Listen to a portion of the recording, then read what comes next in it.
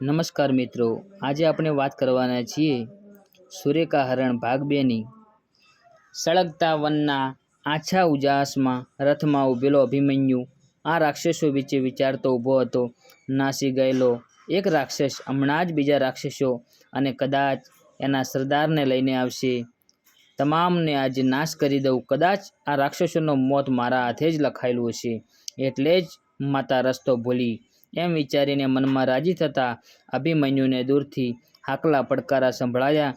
ધરતી ધ્રુજતી હોવાનો ભાસ થયો। હજારો મશાલનો અજવાળા નજીક આવતા જણાયા। તાડ જેવડા ઊંચા અને હાથ જેવડા લાંબા દાંત, મોટા ભૂંગળા જેવા નાક, મોટા ગોળા જેવી વિકરાળ આંખો, પૂળા જેવી મૂછો, કોઈ લાંબા વાળવાળા, કોઈ માથે સાવ ટકો હોય તેવા, કોઈ બુચ્ચા, કોઈ નાક કાન વગરના, તો કોઈ હાથી કરતાં પણ મોટા કાનવાળો। હજારો રાક્ષસો એમના લાંબા હાથમાં મોટા મોટા ખડગ લઈને ચાલ્યા આવતા હતા। આ તમામની આગળ એક રૂપાળો રાજકુમાર ચાલ્યો આવતો હતો। આ જ રાક્ષસનો સરદાર લાગે છે, ભલે આવતા એક પણ બચવાના નથી, અભિમન્યુ બબડ્યો। ઘટોરગજ પોતાના સૈન્યને લઈને અભિમન્યુની સમક્ષ આવી ઊભો। કોણ છો તું અને ક્યાંથી આવ્યો છો? તારા પિતા કોણ છે? એ છોકરા, તને ખબર નથી કે તે કોનો બાગ સળગાવે છે? ચાલ માફી માગ, મારા પગમાં પડી જા। ઘટોરગજ તાડુક્યો। તું કોણ છો? આ આખી પૃથ્વીના અમે જ માલિક છીએ। કોને પૂછીને તું આ વનમાં રહે છે? કેટલા વર્ષથી તું મારા રાજ્યમાં ધામા નાખીને પડ્યો છો? આ જમીન મારી છે, તું એમાં મને પૂછ્યા વગર વસવાટ કરે છે, તો એનું ભાડું તારે આપવું પડશે।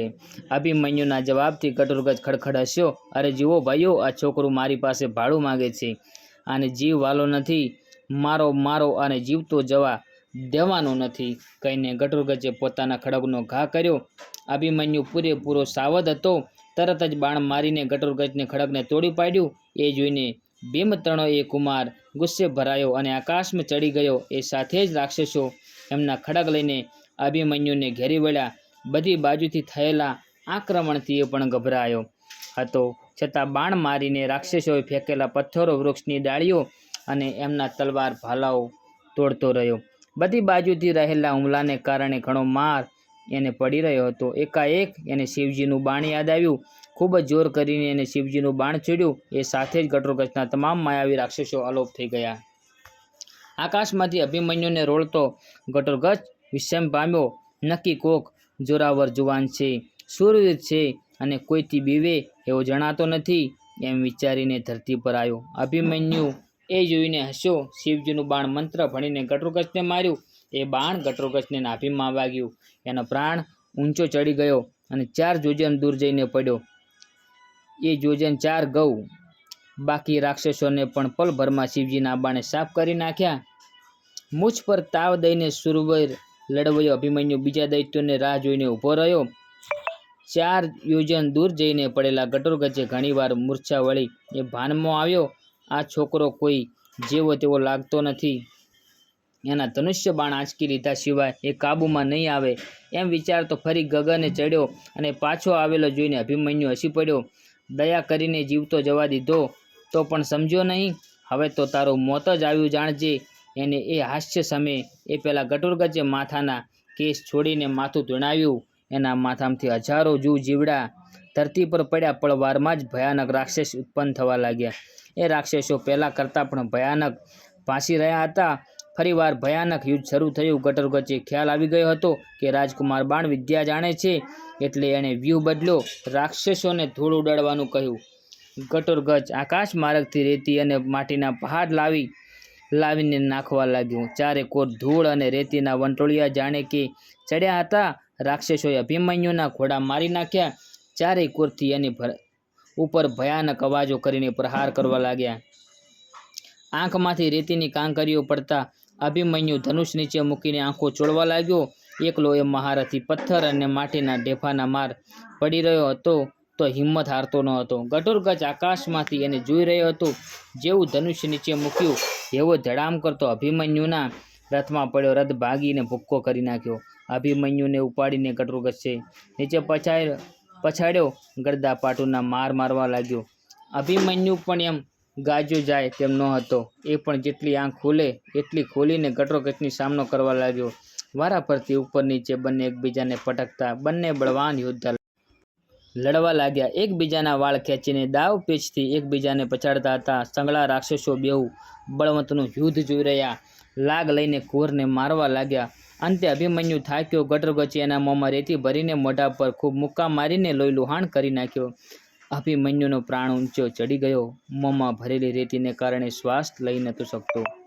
ઘટોત્કચ એની છાતી પર બેઠો હતો. એના મારથી બેભાન થઈ ગયેલા અભિમન્યુના ગળા પર નખ મારીને એના પ્રાણ હરી લે એ પહેલાં જ શ્રી કૃષ્ણએ પ્રભુએ એના દિલમાં દયા મૂકી.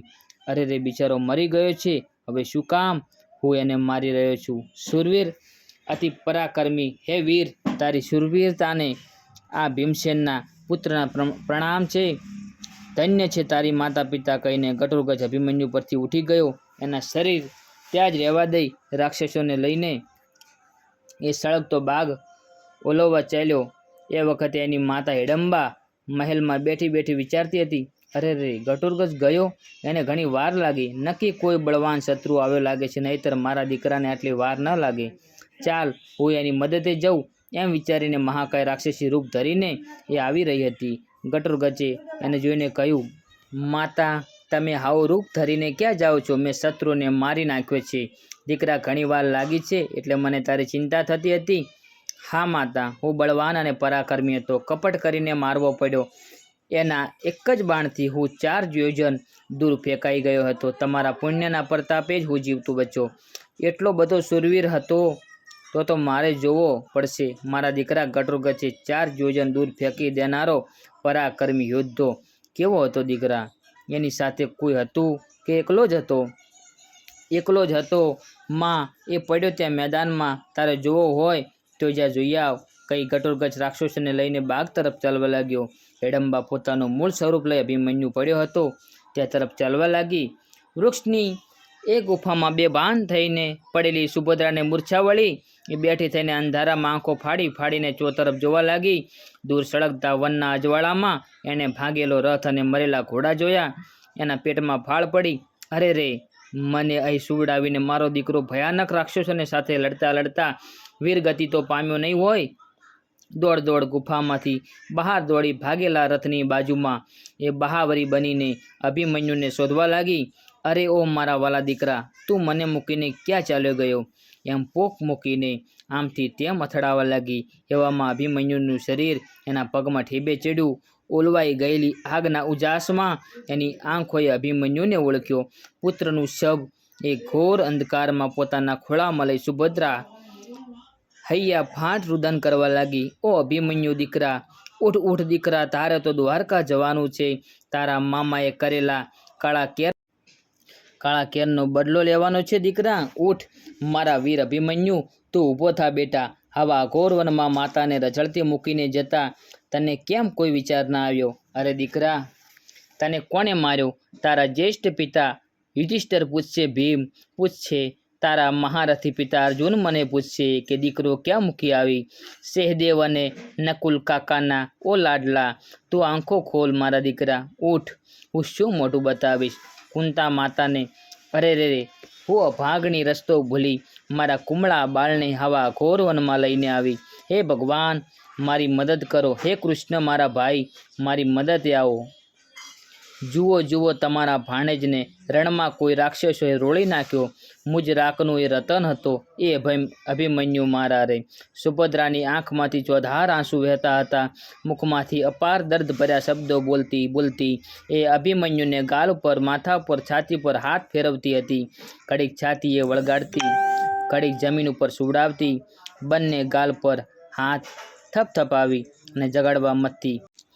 કરુણ સ્વરે પ્રભુને વિનંતી હતી. વહાલા દીકરાને મરેલો જોઈ એ માતા પાગલ થઈને વિલાપ કરતી હતી. અભિમન્યુ તરફ આવી રહેલી હિડમ્બાએ કરુણાસભર આદ્ર સ્વરો સાંભળ્યા. કોઈ સ્ત્રી જોર જોરથી અંધારામાં રડી રહી હતી અને કંઈક બોલતી પણ હતી. દીકરો તો કહેતો હતો કે દુશ્મન તો એકલો જ હતો, તો આ કોણ બાઈ એની પાસે બેસીને આક્રંદ કરી રહી છે? કદાચ એની પત્ની હોય, કદાચ એની માતા હોય કે પછી એની બહેન પણ હોય. હિડમ્બાએ દૂર છુપાઈને એ રડતી સ્ત્રીના રુદન સ્વરો સાંભળ્યા. યુધિષ્ઠિર, ભીમ, અર્જુન, સહદેવ, નકુલના નામ સાંભળ્યા. માતા કુંતાનું નામ સાંભળીને એનું હૈયું હાથ ન રહ્યું. અરે આ તો મારા દેરાણી, એ દીકરો તો મારો જ, મારા દિયર મહાન ધનુર્ધારી, અર્જુનનો સૂત. ભાઈ ભાઈ અજાણતામાં લડી પડ્યા. અરે રે, ભારે અનર્થ થઈ ગયો. એમ બોલતી હિડમ્બા દોડી. ઓ મારી બેનડી, આ શું થઈ ગયું? મારા દીકરાએ એના જ ભાઈને. સુભદ્રા એકાએક ધસી આવેલી હિડમ્બાને જોઈ ડરી ગઈ. પાસે આવીને હિડમ્બાએ સુભદ્રાને કહ્યું, બેન મારી, તું ડર નહીં, હું તારી જેઠાણી છું.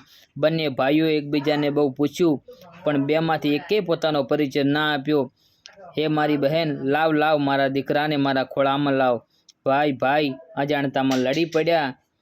ઓ દીકરા મારા રે. હિડમ્બાની રાડ સાંભળીને આગ ઓલવતો ગટોરગચ ચમક્યો. નક્કી પેલો યુવાન ભાનમાં આવીને મારી માતાને કંઈક મારી બેઠો લાગે છે, એમ વિચારતો એ રાક્ષસોને લઈને દડબડ દોડ મૂકીને આવી ચડ્યો.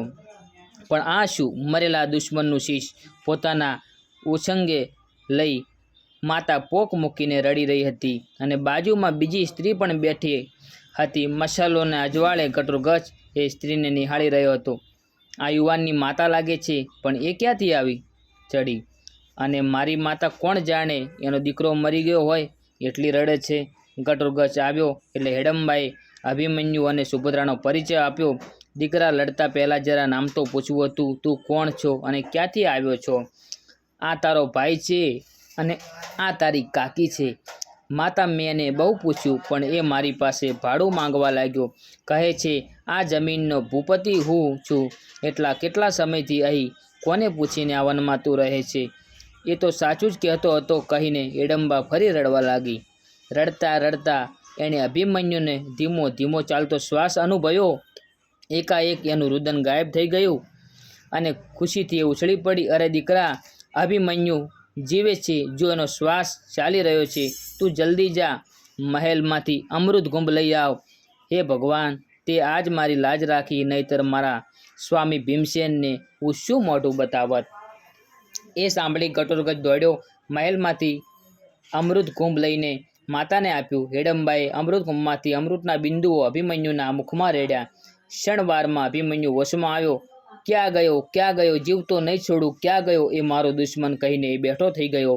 સામે ઊભેલા ગટોરગચે બે હાથ પહોળા કરીને ઊભેલો જોયો. આવ આવ, મારા અતિ બળવાન અનુજ. ગટોરગચનું વાક્ય સાંભળીને અભિમન્યુ સુભદ્રાએ કહ્યું, શાંત થઈ જા પુત્ર. અજાણતામાં જ તમે બંને ભાઈ લડી બેઠા છે. એ તારા જ્યેષ્ઠ પિતા શ્રી ભીમનો પુત્ર ગટોરગચ છે. એણે પૂછ્યું ત્યારે તે નામ દીધું હોત તો દીકરા લડાઈ જ ન થાત. અભિમન્યુ એ સાંભળી દોડીને ગટોરગચને ગળે વળગ્યો. બંને ભાઈઓની અને દેરાણી જેઠાણીની આંખમાં હરસના આંસુ વહી રહ્યા હતા. બીજો ભાગ જોઈશું ઓકાહરણ ભાગ 3માં.